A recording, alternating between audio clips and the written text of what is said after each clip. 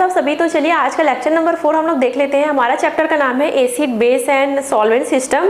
और गाइस आपको बता दूं कि इस चैप्टर के सारे वीडियो आप लोगों को नीचे डिस्क्रिप्शन बॉक्स में प्लेलिस्ट का लिंक है, वहां पर मिल जाएगा। इसके अलावा इस टॉपिक का अगर आपको हैंड रिटन नोट चाहिए तो वीडियो के एंड तक बने रहिएगा, आप लोग स्क्रीनशॉट ले सकते हो। और वीडियो स्टार्ट करने से पहले बता दूंगा इस मोस्ट इंपॉर्टेंट क्वेश्चन है। ये मान के चलिए कि हर साल इस टॉपिक से रिलेटेड कोई ना कोई क्वेश्चन आएगा ही आएगा। चाहे ये पूछा जा सकता है कि लुईस कॉन्सेप्ट को समझाइए, या फिर इससे related multiple choice question, short type question भी आप लोगों को पूछे जाएंगे। तो वीडियो के एंड में मैं आप लोगों को मल्टीपल चॉइस क्वेश्चन वगैरह भी डिस्कस करूंगी, तो लास्ट तक बने रहिएगा। और टॉपिक को अच्छे से समझना काफी ज्यादा इंपॉर्टेंट है। चलिए स्टार्ट करते हैं लुईस कॉन्सेप्ट। तो अभी तक हम लोगों ने काफी सारे कॉन्सेप्ट के बारे में पढ़ा हुआ है, जैसे कि ब्राउनशेड-लॉरी हो गया, आर्हेनियस हो गया, लक्स फ्लड हो गया। तो उसी की तरह ये जो लुईस है उन्होंने भी अपना एक कॉन्सेप्ट प्रस्तुत किया। किसके ऊपर प्रस्तुत किया कि एसिड क्या होते हैं, बेस क्या होते हैं। इन्होंने भी अपने अकॉर्डिंग इसे डिफाइन किया है। लेकिन बाकी कॉन्सेप्ट से ये जो कॉन्सेप्ट है वो अभी तक प्रचलित है और उससे कहीं ज्यादा चीजों को ये एक्सप्लेन करता है। जैसे कि हम बात करते हैं Lewis concept, G N Lewis ने सन 1923 में अपना यह कॉन्सेप्ट प्रस्तुत किया है। तो ये जो कॉन्सेप्ट है वो किस पर आधारित है, इलेक्ट्रॉन पेयर पर आधारित है। मतलब जो भी वहां पर कंपाउंड होंगे उनमें क्योंकि इलेक्ट्रॉन पेयर प्रेजेंट होंगे ही होंगे, तो जो इलेक्ट्रॉन पेयर है वो कौन एक्सेप्ट कर रहा है और कौन इलेक्ट्रॉन पेयर को डोनेट कर रहा है, उसके अकॉर्डिंग बताया गया है कि कौन सा एसिड है, कौन सा बेस है। सो गाइस कंफ्यूज मत होइए, बहुत ही इजी तरीके से मैं इसे आप लोगों को समझाऊंगी, बहुत अच्छे से आप लोगों को समझ में ये आ जाएगा। तो चलिए, according to Lewis concept acid क्या होते हैं, अम्ल क्या होते हैं, ऐसे कंपाउंड या ऐसे एटम जो कि इलेक्ट्रॉन पेयर को एक्सेप्ट करते हैं। मतलब कहीं से अगर उनको इलेक्ट्रॉन पेयर अगर मिलता है तो वो उसे एक्सेप्ट कर लेते हैं। मींस जो लुईस कॉन्सेप्ट के अकॉर्डिंग जो एसिड होते हैं वो क्या होते हैं, इलेक्ट्रॉन युग्मग्राही होते हैं। अगर आप धीरे धीरे टॉपिक के आगे हम लोग बढ़ेंगे तो चीजें आप लोगों को ज्यादा अच्छी समझ में आते जाएगा, है ना। तो according to Lewis concept acid वे पदार्थ होते हैं ऐसे कंपाउंड जो कि इलेक्ट्रॉन पेयर को एक्सेप्ट करते हैं, इलेक्ट्रॉन युग्मग्राही होते हैं, वो एसिड कहलाते हैं। एग्जांपल के थ्रू हम लोग समझेंगे। और बेस क्या होते हैं, क्षार क्या होते हैं इनके अकॉर्डिंग, ऐसे कंपाउंड जो कि इलेक्ट्रॉन पेयर को डोनेट कर रहे हैं। मतलब इनके पास एक्स्ट्रा इलेक्ट्रॉन पेयर होगा, या तो ये मान के चलिए कि लोन पेयर ऑफ इलेक्ट्रॉन होगा, तो ये अपना इलेक्ट्रॉन पेयर को अन्य कंपाउंड को क्या कर देते हैं, ये डोनेट कर देते हैं। तो ये मान के चलिए कि लुईस कॉन्सेप्ट के अकॉर्डिंग जो बेस होगा वो क्या होगा, इलेक्ट्रॉन युग्मदाता होगा। ठीक है, ये चीज आप लोग समझ गए। अब हम लोग ये डिस्कस करते हैं कि बाकी जो हम लोगों ने कॉन्सेप्ट पढ़ा हुआ है, आर्हेनियस, ब्राउनशेड-लॉरी, लक्स फ्लड, उससे ये अलग कैसे है। तो देखो, बाकी कॉन्सेप्ट में हाइड्रोजन एटम की बात की गई थी, प्रोटॉन की बात की गई थी, ऑक्सीजन की बात की गई थी, बट ये जो कॉन्सेप्ट है उनमें ऐसा कुछ नहीं है। इनमें जो भी डिसाइड होना है वो इलेक्ट्रॉन पेयर के अकॉर्डिंग ही डिसाइड होना है भाई, कि कौन सा कंपाउंड इलेक्ट्रॉन पेयर एक्सेप्ट कर रहा है और कौन सा डोनेट कर रहा है। मतलब अगर ये मान के चलिए कि उन सारे कॉन्सेप्ट से ये कॉन्सेप्ट थोड़ा सा ज्यादा अच्छा है, क्योंकि बाकी सारे कॉन्सेप्ट में तो कई कॉन्सेप्ट ऐसे थे जिसमें हाइड्रोजन एटम होना जरूरी था, कुछ कॉन्सेप्ट ऐसे थे जिसमें ऑक्सीजन एटम होना जरूरी था, बट ये ऐसा कॉन्सेप्ट है जहां पे ये सब चीज अप्लाई नहीं होता है, केवल अप्लाई होता है तो क्या होता है, इलेक्ट्रॉन पेयर। ठीक है, तो अभी तक तो काफी चीज आप लोगों को समझ में आ गया होगा, बट ये जो लुईस कॉन्सेप्ट है उसे समझने से पहले अष्टक रूल समझना आप लोगों को जरूरी है। ऑक्टेट रूल जिसे कहा जाता है, आई नो काफी सारे बच्चे इसे जानते होंगे, लेकिन जो न्यू है, क्योंकि मैं शुरू से बता रही हूँ उसके लिए थोड़ा सा मैं एक्सप्लेन करूंगी, इसे समझना जरूरी है, तभी आप लोगों को लुईस कॉन्सेप्ट समझ में आएगा। तो जल्दी से हम लोग इसे समझ लेते हैं। तो देखो, ऑक्टेट रूल के अकॉर्डिंग क्या होता है, जैसे मान लीजिए हमारे पास कोई भी एटम है, हम लोग ऑक्सीजन को ले लिए हैं, ठीक है। तो ऑक्टेट रूल के अकॉर्डिंग किसी भी जैसे एटम है उसके बाह्यतम कोश में 8 इलेक्ट्रॉन होना जरूरी है ना, 8 इलेक्ट्रॉन होना जरूरी है, तब वो जो एटम या फिर जो भी कंपाउंड होगा वो क्या होगा, स्टेबल होगा।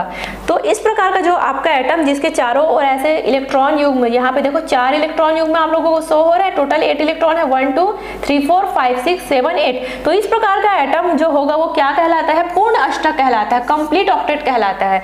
मतलब जो अगर कोई ऐसा एटम है जो कंप्लीट ऑक्टेट है तो फिर वो स्टेबल होगा, उससे कहीं तरफ से इलेक्ट्रॉन पेयर की नीड नहीं होगी, वो बिल्कुल स्टेबल है। लेकिन मान लो अगर ऑक्सीजन को ही मैं चलो एग्जांपल लेके समझाती हूँ, मान लो कोई ऐसा एटम है जिनके पास कंप्लीट ऑक्टेट नहीं है, मतलब इनकम्प्लीट ऑक्टेट है। यहाँ पे देखो इलेक्ट्रॉन पेयर की संख्या कितनी है, 1 2 3 4 5 6, होना कितना चाहिए, 8 होना चाहिए, लेकिन 2 यहाँ पे गायब है। तो इस प्रकार का जो आपका एटम होगा वो क्या होगा, अनस्टेबल होगा। इतना स्टेबल नहीं होगा जितना ये वाला एटम स्टेबल है, उतना ये वाला एटम स्टेबल नहीं होगा, क्योंकि ये क्या है, इनकम्प्लीट ऑक्टेट है। इसके बाह्यतम कोष में 8 की जगह कितना इलेक्ट्रॉन है, 6 इलेक्ट्रॉन है। तो फिर अब क्या होगा गाइस, इस टाइप का जो एटम है या फिर इस प्रकार का जो भी कंपाउंड है, उसे अपना ऑक्टेट कंप्लीट करने के लिए कहीं ना कहीं से इलेक्ट्रॉन पेयर चाहिए होगा, है ना, कहीं ना कहीं से उनको इलेक्ट्रॉन पेयर चाहिए होगा। और जैसे ही वो कोई ऐसा कंपाउंड उनको मिल जाता है जहां से लगता है कि हाँ भाई मुझे यहाँ से इलेक्ट्रॉन पेयर मिल जाएगा, तो फिर उनके साथ वो क्या बना लेते हैं, कोवैलेंट बॉन्ड बना देते हैं, कोऑर्डिनेटिंग कोवैलेंट बॉन्ड, वो सहसंयोजी बंध वो बना लेते हैं। तो यही इस लुईस कॉन्सेप्ट में समझाया गया है। तो यहाँ पर हम लोग जो भी कंपाउंड, जो भी एटम देखेंगे, उसमें हम लोग देखेंगे कि भाई वो ऑक्टेट उसके जो भी ऑक्टेट रूल है वो फॉलो कर रहा है कि नहीं कर रहा है, ठीक है। तो डरिए मत, इतना ज़्यादा कठिन नहीं है जितना आप लोग समझ रहे हो। तो लास्ट टाइम हम लोगों ने क्या समझा हुआ था अकॉर्डिंग टू लुईस कॉन्सेप्ट, कि जो एसिड होंगे वो इलेक्ट्रॉन पेयर एक्सेप्टर होंगे, मतलब एसिड ऐसे पदार्थ होंगे जो कि इलेक्ट्रॉन को एक्सेप्ट करेंगे, और जो बेस होगा वो क्या करेंगे, इलेक्ट्रॉन पेयर को डोनेट करेंगे। तो चलिए सिंपल से एक एग्जांपल दे करके समझाती हूँ, आप लोगों को बहुत ही इजी में समझ में आ जाएगा। समझते हैं। यहाँ पर देखो NH3, तो यहाँ पर आप लोग थोड़ा NH3 का रिएक्शन किससे कराया जा रहा है, BF3 के साथ कराया जा रहा है, वहां पर कोवैलेंट बॉन्ड बना हुआ है। तो चलिए देखते हैं कैसे हुआ यहाँ पे। तो देखिए N के पास कितने हाइड्रोजन एटम है, 1 2 3, और यहाँ पर आप देख रहे हो एक्स्ट्रा इलेक्ट्रॉन पेयर प्रेजेंट है। मीन्स यहाँ पर एकाकी इलेक्ट्रॉन युग्म हम कह सकते हैं, लोन पेयर ऑफ इलेक्ट्रॉन। कहने का मतलब है कि जो NH3 है उसके पास एक एक्स्ट्रा इलेक्ट्रॉन पेयर प्रेजेंट है। अब यहाँ पर देखो BF3, जो कि ये इनकम्प्लीट ऑक्टेट रूल है, मतलब यहाँ पर इनकम्प्लीट ऑक्टेट है, ये अपना अष्टक पूर्ण नहीं कर पा रहे हैं, मतलब कहीं ना कहीं इनको इलेक्ट्रॉन की नीड है, इलेक्ट्रॉन पेयर की जरूरत है। तो अब क्या करेंगे, ये जो BF3 है, क्योंकि इसको अपना अष्टक पूर्ण करना है, इसको अपना ऑक्टेट कंप्लीट करना है। यहाँ पर इलेक्ट्रॉन की संख्या कितनी देख लो, 1 2 3 4 5 6 इलेक्ट्रॉन है, होना कितना चाहिए, 8 इलेक्ट्रॉन होना चाहिए। यहाँ पे बात करें तो ऑलरेडी H के साथ बॉन्ड बन गया है, लेकिन ऑलरेडी यहाँ पे एक एक्स्ट्रा इलेक्ट्रॉन पेयर प्रेजेंट दिख रहा है। तो अब क्या होगा, ये लोग आपस में से क्या करेंगे, साझेदारी करेंगे इलेक्ट्रॉन की। जो BF3 है वो NH3 से इलेक्ट्रॉन को जो है वो एक्सेप्ट कर लेंगे। मैंने क्या बताया था कि ऐसा प्रोडक्ट या फिर ऐसा कंपाउंड जो कि अपना इलेक्ट्रॉन किसी को डोनेट कर देते हैं, वो क्या कहलाते हैं, बेस कहलाते हैं, क्षार कहलाते हैं ना। According to Lewis concept, base उस टाइप के कंपाउंड को हम कहेंगे जिनके पास अगर एक्स्ट्रा इलेक्ट्रॉन पेयर प्रेजेंट है, अगर वो किसी को डोनेट कर दे रहे हैं तो वो क्या कहलाएगा, बेस कहलाएगा। अब जो BF3 है, 2 यहाँ पर इलेक्ट्रॉन पेयर इनको मिल जाता है, तो ये क्या कर लेते हैं, NH3 के साथ यहाँ पर कोवैलेंट बॉन्ड बना लेते हैं। तो कहीं ना कहीं जो BF3 है वो इलेक्ट्रॉन पेयर को एक्सेप्ट कर रहे हैं। तो अकॉर्डिंग टू लुईस कॉन्सेप्ट, ऐसा प्रोडक्ट जो इलेक्ट्रॉन एक्सेप्टर है, इलेक्ट्रॉन ग्राही है, वो क्या होगा, एसिड कहलाएगा। क्लियर हुआ आप लोगों को, है ना। और यहाँ पर हमारा नया प्रोडक्ट बन गया NH3 BF3। यहाँ पर देखो बीच में इलेक्ट्रॉन पेयर प्रेजेंट है और ये आपस में जुड़ करके क्या बना लिए, कोवैलेंट बॉन्ड बना लिए। तो समझ में आया आप लोगों को बेस कौन सा है, एसिड कौन सा है। चलिए ये तो समझ में आ गया। मैं आप लोगों को एक क्वेश्चन देती हूँ, प्रैक्टिस कीजिए, बताइएगा मुझे कि कौन सा एसिड है और कौन सा बेस है। एक रिएक्शन देखिए, NH3 plus H plus proton, जो कि प्रोटॉन है H प्लस, मिल करके क्या बना रहे हैं, NH4 आयन बना रहे हैं। तो अब जरा सोचिए कि इसमें कौन सा बेस है और कौन सा एसिड है। तो काफी सारे स्टूडेंटों को पता चल ही गया होगा कौन सा एसिड है कौन सा बेस है। बहुत ईजी है गाइस। देखो NH3 के पास पहले ही बताइए एक्स्ट्रा इलेक्ट्रॉन पेयर प्रेजेंट है। H प्लस प्रोटॉन क्या करेंगे, इससे इलेक्ट्रॉन पेयर जो है वो ग्रहण करेंगे। तो क्योंकि NH3 जो है वो अपना इलेक्ट्रॉन दे रहे हैं, इलेक्ट्रॉन डोनर है, तो जो इलेक्ट्रॉन डोनर है वो क्या है, बेस है। जो इलेक्ट्रॉन एक्सेप्टर है वो क्या है, एसिड है। तो अकॉर्डिंग टू लुईस कॉन्सेप्ट जो प्रोटॉन होगा वो एसिड होगा एंड जो NH3 होगा वो बेस होगा। नया प्रोडक्ट क्या बन रहा है, देखो NH4 प्लस आयन, मतलब यहाँ पर जो एक हाइड्रोजन, मतलब क्योंकि इलेक्ट्रॉन पेयर ले लिए तो ये क्या बन गया, दोनों मिला के NH4 आयन। तो देखो ये क्या कहलाएगा, एडक्ट कहलाएगा। एडक्ट नया टर्म सुन रहे हो आप लोग, एडक्ट। तो देखो अकॉर्डिंग टू लुईस कॉन्सेप्ट, यहाँ पर लुईस बेस और लुईस एसिड जब आपस में मिल करके कोई नया कंपाउंड बनाते हैं, जब नया कोई कोऑर्डिनेटिंग कोवैलेंट बॉन्ड बना करके जब कोई नया प्रोडक्ट बनता है तो उसे क्या कहा जाता है, एडक्ट कहा जाता है लुईस कॉन्सेप्ट में। ठीक है गाइस। तो चलिए गाइस अभी हम लोग क्या करेंगे, क्लासिफिकेशन ऑफ लुईस एसिड। मतलब अब हम लोग क्या करेंगे, जो लुईस अम्ल है उनका वर्गीकरण देखने वाले हैं। मतलब जो लुईस अम्ल है उन्हें किन किन आधार पर जो है वो क्लासिफाई किया गया है। तो देखो सबसे पहला यहाँ पर आप लोग रफ कॉपी निकाल लीजिए गाइस और नोट करते जाइएगा। तो सबसे पहला क्लासिफिकेशन है कि ऐसा मॉलिक्यूल जिनके सेंट्रल एटम में अपूर्ण अष्टक इनकम्प्लीट ऑक्टेट है। तो याद कीजिए अभी मैंने आप लोगों को ऑक्टेट रूल समझाया हुआ था। कोई ऐसा एटम जिनके पास अगर 8 इलेक्ट्रॉन प्रेजेंट नहीं है तो वो क्या होता है, इनकम्प्लीट ऑक्टेट होता है। मतलब किसी भी एटम को स्टेबल होने के लिए कम से कम 8 इलेक्ट्रॉन तो होना ही चाहिए उसके पास। अगर 6 इलेक्ट्रॉन होगा तो वो षष्टक कहलाएगा, अगर 8 इलेक्ट्रॉन होगा तो वो अष्टक कहलाएगा। तो अगर कोई ऐसा एटम है जिनके पास 8 इलेक्ट्रॉन प्रेजेंट नहीं है तो कहीं ना कहीं से वो इलेक्ट्रॉन पेयर को एक्सेप्ट करना चाहेगा। तो उसी टाइप का जो मतलब उस टाइप का जो कंपाउंड है उन्हें फर्स्ट टाइप के जो क्लासिफिकेशन है उसमें रखा गया है। एग्जाम्पल के यहाँ पर देखो BF3, पहले ही बताई थी, सेम एग्जांपल ले रही हूँ। BF3 जो सेंट्रल एटम यहाँ पर बोला गया है ऐसा मॉलिक्यूल जिनके सेंट्रल एटम, तो BF3 में सेंट्रल एटम कौन सा है, B है सेंट्रल एटम। तो सेंट्रल एटम के पास कितने इलेक्ट्रॉन है, यहाँ पर देखो 1 2 3 4 5 6 इलेक्ट्रॉन है, 8 इलेक्ट्रॉन है नहीं। मतलब इनका जो ये क्या है, अपूर्ण अष्टक है, इनकम्प्लीट ऑक्टेट है।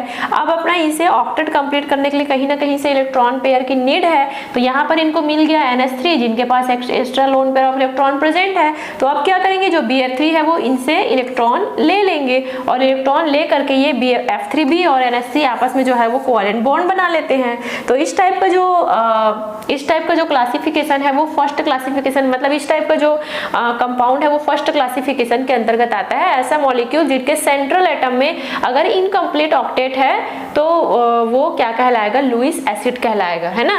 तो इसमें लुईस एसिड कौन सा हुआ, लुईस एसिड कौन सा है, BF3 है। क्यों है भाई, क्योंकि वो इलेक्ट्रॉन एक्सेप्ट कर रहा है और NH3 क्या है, बेस है, ठीक है।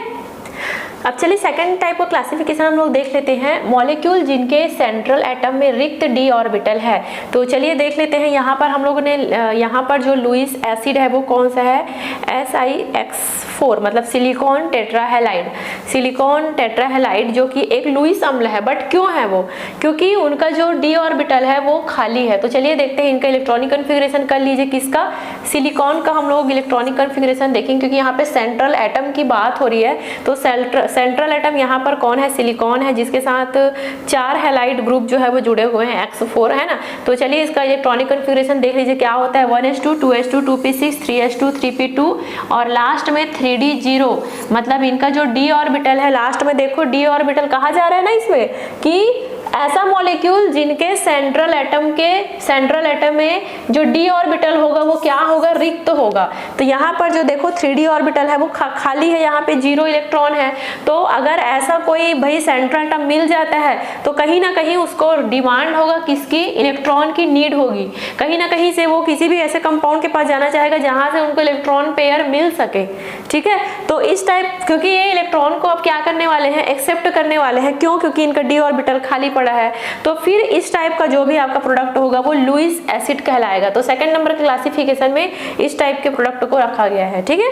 तो चलिए तीसरा नंबर का क्लासिफिकेशन देख लेते हैं, साधारण धनायन, या जिसे हम लोग कहते हैं सिंपल केटायन। तो देखो कहने बहुत सिंपल सी चीज है, अगर धनायन की बात हो रही है, अगर किसी भी एटम में किसी भी कंपाउंड में प्लस चार्ज है, मतलब कहीं ना कहीं वहां पर इलेक्ट्रॉन की कमी है, तो वो लुईस अम्ल ही होगा, लुईस एसिड ही होगा। यहाँ पर एग्जाम्पल के लिए देखो कॉपर, यहाँ पर देखो कॉपर आयन की बात हो रही है, Cu2+ है ना।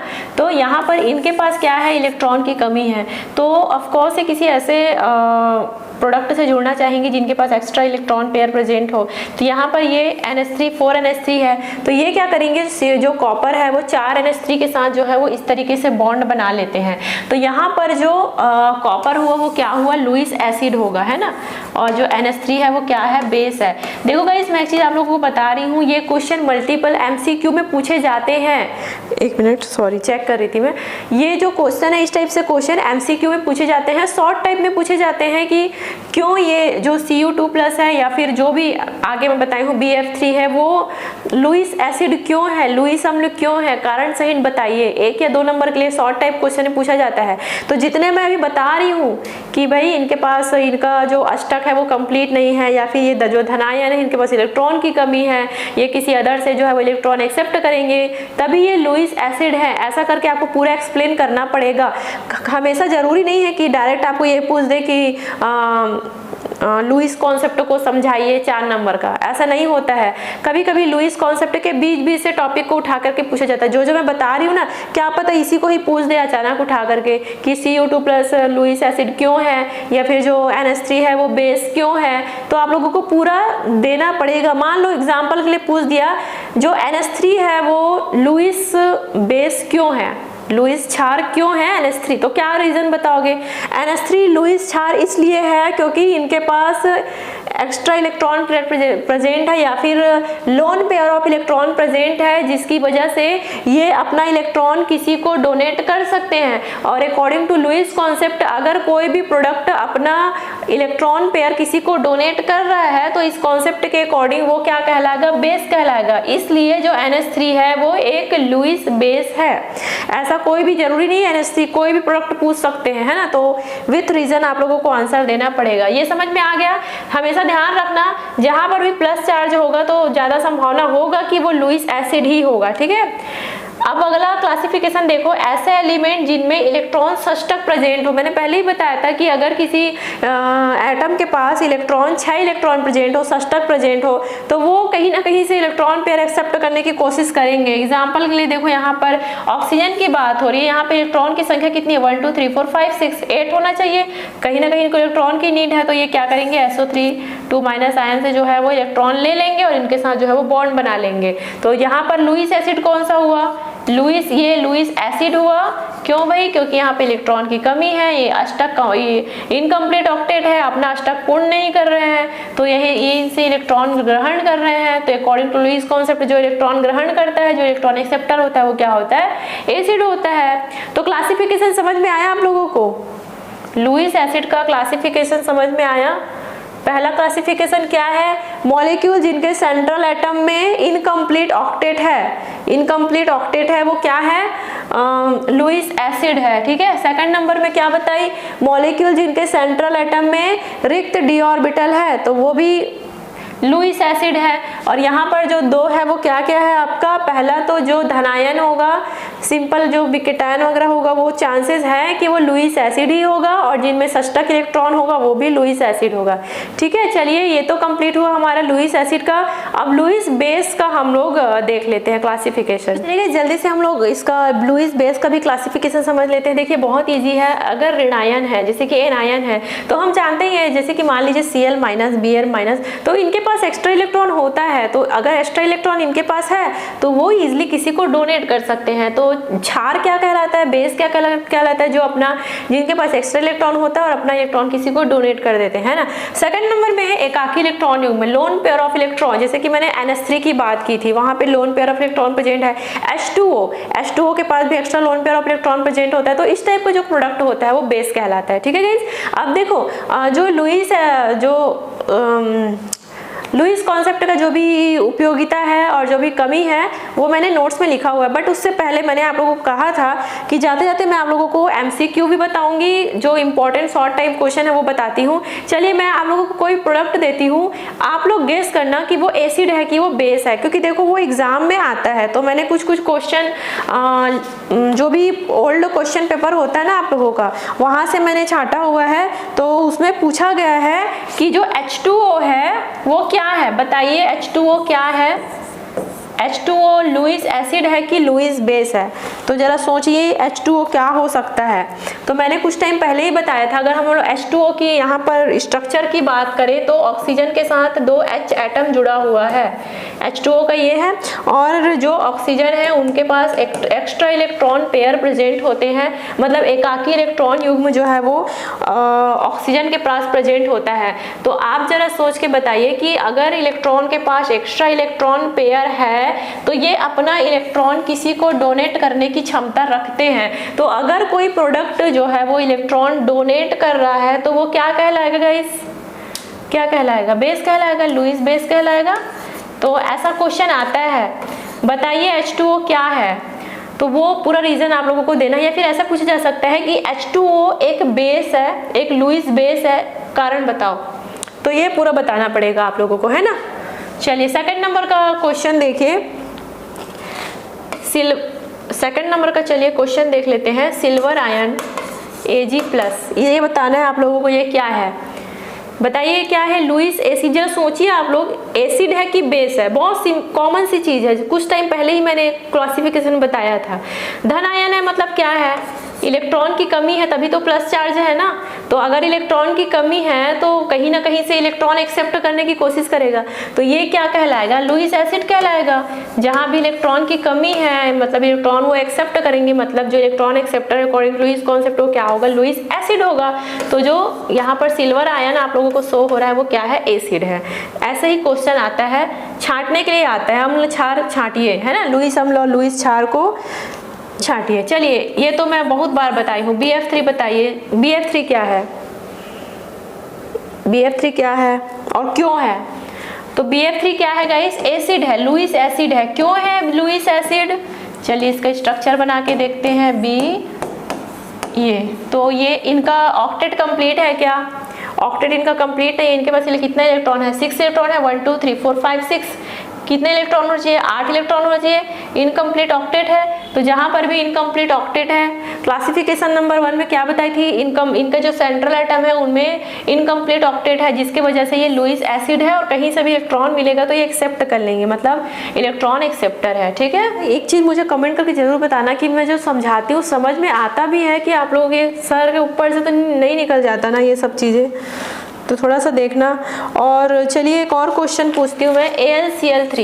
AlCl3 बताइए लुईस एसिड है कि लुईस बेस है। तो ये भी इनकम्प्लीट ऑक्टेट है Al। आप लोग इसका स्ट्रक्चर बना के देख लो। Cl की संख्या कितनी है, 3 है ना, Cl। तो यहाँ पर भी इनकम्प्लीट ऑक्टेट है, तो ये क्या है, एसिड है। ठीक है, चलिए एक और बताती हूँ, एक और एग्जाम्पल देखती हूँ। आप लोग बुक के एंड में भी देख सकते हो गाइस। चलिए CO एक और लेते हैं हम लोग। CO ये बताइए कि एसिड है कि बेस है। तो सबसे पहले तो इसका लुईस स्ट्रक्चर बनाते हैं। इसका लुईस स्ट्रक्चर क्या होगा, ये होगा इसका CO का लुईस स्ट्रक्चर।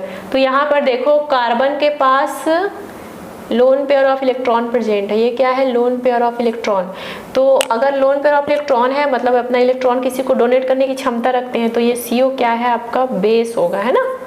ये CO क्या होगा, बेस होगा, क्षार होगा। तो ऐसे बहुत सारे एग्जाम्पल है। अगर आप लोग बुक के एंड में देखोगे, मल्टीपल चॉइस क्वेश्चन देखोगे, तो फिर बहुत सारे एग्जाम्पल आप लोगों को मिलेंगे। तो मेरा कहने का मतलब यही है कि कोशिश करो, अगर आप बता रहे हो कि वो एसिड है कि बेस है तो रीजन के साथ बताइए, है ना, कि क्यों एसिड है, क्यों बेस है वो।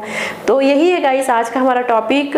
और हैंड रिटन नोट्स का स्क्रीनशॉट ले लीजिए आप लोग। लास्ट में इसका जो भी उपयोगिता है एंड जो भी कमी है थ्योरी टाइप से है, ईजी लिखी हूँ, समझ जाओगे आप लोग, तो आप लोग स्क्रीनशॉट ले लो और मुझे कमेंट करके जरूर बताना आज का वीडियो पसंद आया कि नहीं। एंड फाइनली जो कॉन्सेप्ट वाला टॉपिक था वो चारों कॉन्सेप्ट हम लोग का कंप्लीट हो चुका है ना। और मिलते हैं नेक्स्ट चैप्टर के साथ, नेक्स्ट वीडियो के साथ। So thank you so much for watching. अपने दोस्तों में शेयर करके चैनल को सब्सक्राइब कर देना। Thank you so much.